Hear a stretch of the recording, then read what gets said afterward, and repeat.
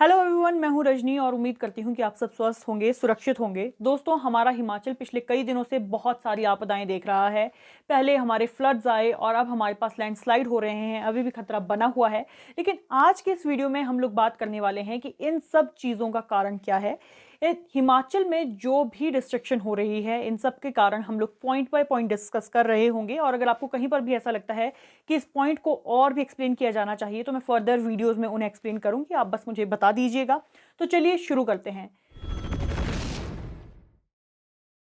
सबसे पहला कारण है अनसाइंटिफिक तरीके से रॉक्स की कटिंग करना। अब जब हम लोग रोड्स को वाइड करते हैं या फिर नई सड़कें बनाते हैं तो वहाँ पर सलाह दी जाती है ऐसे हिली एरियाज़ के लिए कि 40 से 45 डिग्री के स्लोप में पहाड़ों को काटा जाना चाहिए। लेकिन अब हम लोग क्या देखते हैं कि या तो वर्टिकल 90 डिग्री के एंगल में काट रहे हैं या फिर बहुत कम स्लोप दिया जा रहा है पहाड़ियों को। तो ये भी एक अहम कारण माना जा रहा है। दूसरी तरफ ये भी देखा जा रहा है कि जो वर्कर्स इन एरियाज में काम करते हैं वो ट्रेंड नहीं होते हैं और एक्सपर्ट्स की सलाह की कमी, एक्सपर्ट्स की प्रेजेंस की कमी वहां पर दिखाई दे रही है। आपको मिली, आप खुद से ही करते हो सारा? खुद से करते हैं। कोई ट्रेनिंग नहीं दी गई है कि पहाड़ को कैसे काटना है? आप धीरे धीरे सीखते हैं ना फिर जैसे, लेकिन कोई ऐसी ट्रेनिंग नहीं मिली। जो हमारे स्लोप स्थिर हैं, स्टेबलाइज स्लोप जिसको हम कह सकते हैं, लगभग 45 और 40 डिग्री के जो स्लोप होते हैं उसको हम स्थिर स्लोप मान लेते हैं। उस स्लोप को हम अगर 90 डिग्री पे जैसे आप करेंगे बिल्कुल वर्टिकल काट लेते हैं, जो हम 90 डिग्री पे कर लेते हैं तो हमारे भूविज्ञान की भाषा में उसको कहते हैं कि हमने जो है उस स्लोप का एंगल ऑफ रिपोज जो है वो बदल दिया। जहाँ हम एंगल ऑफ रिपोज बदल देते हैं वहाँ पे जो है लैंडस्लाइड की संभावना कई गुना बढ़ जाती है। उसके अलावा टनल बनाने के लिए ब्लास्ट करना, माइनिंग, हाइड्रो पावर प्रोजेक्ट, ये भी एक कारण है हमारे पहाड़ों के गिरने के। हमारा दूसरा पॉइंट है इम्प्रॉपर ड्रेनेज सिस्टम। अब एक अच्छे ड्रेनेज सिस्टम का काम होता है कि जितना भी एक्सेसिव वाटर है उसे मिट्टी से बाहर निकालना, ताकि मिट्टी इतनी भी गीली ना हो जाए, इतना भी पानी कंटेन ना कर ले कि वो खिसक जाए। तो हिमाचल में देखा जा रहा है कि ड्रेनेज सिस्टम इतना अच्छा नहीं है, जिसकी वजह से पहाड़ियां दरकने की कगार पर आ गई हैं। हमारा तीसरा पॉइंट है इररिस्पॉन्सिबल वे ऑफ कंस्ट्रक्शन। अगर हम लोग शिमला शहर की बात करें तो यहाँ पर अधिकतर बिल्डिंग्स ऐसी है जो कि 45 से 70 डिग्री की स्लोप की पहाड़ियों पर बनी हुई है। वहीं पर सेंट्रल शिमला में 90% से अधिक बिल्डिंग ऐसी है जो कि 60 डिग्री के स्लोप की पहाड़ियों पर बनी हुई है। और ये सारी बिल्डिंग्स लगभग 4-5 मंजिला हैं या फिर इससे ज़्यादा भी देखने को मिलती है। जब 1971 में लैंडस्लाइड हुआ था तब जियोलॉजिस्ट ने ये सलाह दी थी कि ऐसी जगहों पर इमारतें 2 मंजिला से अधिक नहीं होनी चाहिए। लेकिन आज जो हम लोग इमारतों की मंजिलें देख रहे हैं उन्हें देखकर ये लगता है कि ये खतरा और भी बढ़ता जा रहा है। अब शिमला जैसा जगह जो सिर्फ 25,000 की आबादी के लोगों का आशियाना बन सकता है, आज के समय में वहाँ पर 2.3 लाख से भी ज़्यादा लोग रह रहे हैं।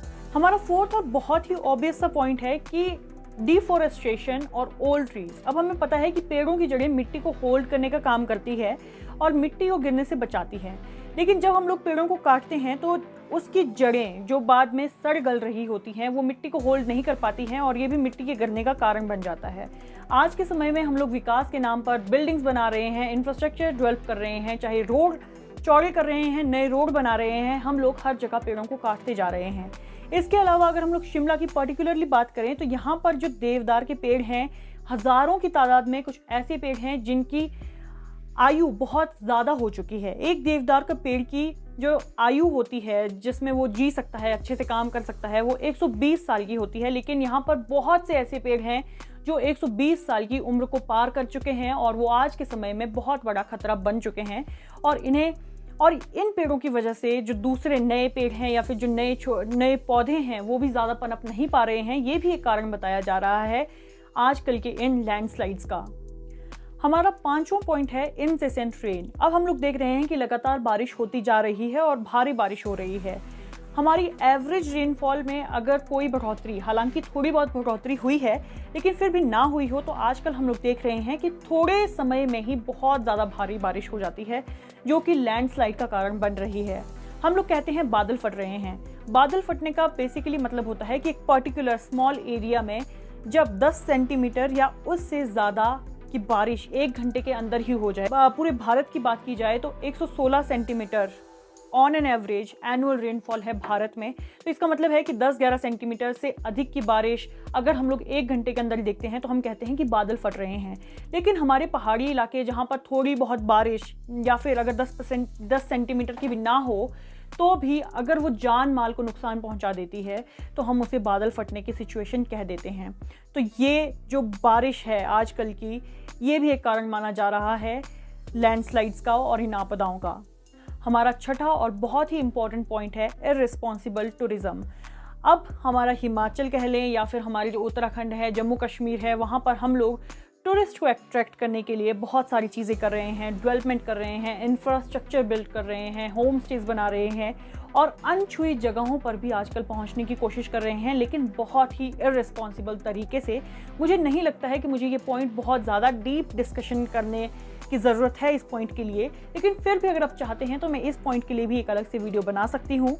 तो मुझे उम्मीद है कि आपको ये वीडियो पसंद आई होगी और सॉल्यूशन क्या है हम जानते हैं, हमें करना क्या है हम जानते हैं, लेकिन देखने वाली बात ये होगी कि जब हालात हमारे सुधर जाएंगे तो क्या हम पर जो आज बीत रही है हम उसे भुला देंगे या फिर हम फिर से धरने पर उतर आएंगे कि नहीं, हमें जो गलत चीज़ें हैं वो नहीं करनी है और हमें अपने पर बीती हुई जो बातें हैं उनसे सबक लेना है। मिलूंगी आपसे अपनी नेक्स्ट वीडियो में। अगर आपको ये वीडियो पसंद आई तो भी आप हमें बता सकते हैं। इस वीडियो में अगर आपको कोई और पॉइंट ऐड करने हैं तो वो भी आप हमें बता सकते हैं, और क्या क्या कर सकते हैं हम अपनी प्रकृति को बचाने के लिए, खुद को बचाने के लिए, ये भी आप कमेंट बॉक्स में हमें बता सकते हैं। तब तक के लिए बाय बाय।